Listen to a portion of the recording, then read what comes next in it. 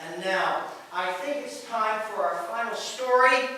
I promised if you came tonight, I would not preach. Okay, because we're in a church. I promised I would not preach. I'm not that good of a preacher. But I think it's appropriate for our last story. I'm going to tell a good, old-fashioned Sunday school story. A long time ago, God's people got an idea. They were going to go and visit God. Now this is back before electricity, jet planes, airplanes. The only way to get from earth all the way to heaven was to build a gigantic tower. But these folks were determined.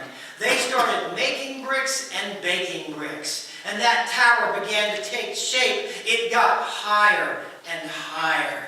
It was hard work, but they were determined. Now, you would show up first thing in the morning. They would give you a bag of bricks. Before you knew it, you were toting bricks upstairs. By lunchtime, you're only halfway up that tower. By supper, you finally get to dump out those bricks, go back down, next day, do it again. It was hard work, but they weren't going to give up. Now, the good Lord, He looked down from heaven. He saw what they were doing. And I think the good Lord decided that He didn't want company.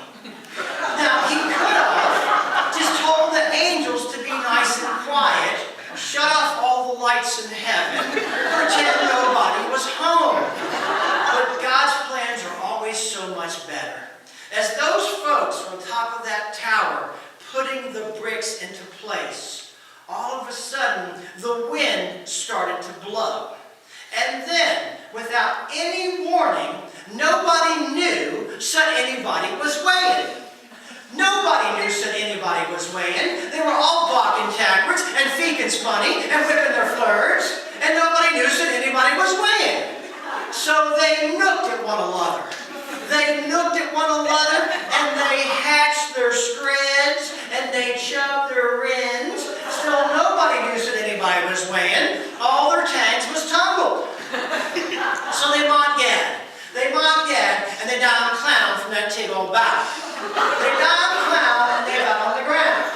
And they hatched their screads, monsieur, and shoved their rins, monsieur. Still nobody knew said anybody was weighing. So they mocked Gad, and they walked away. They walked away leaking different spanguages. Now, friends, there's a story to the moral. You don't need to mill the Tig Bower to reach God. Because the good Lord, the waker of the world, is already hidden in your heart.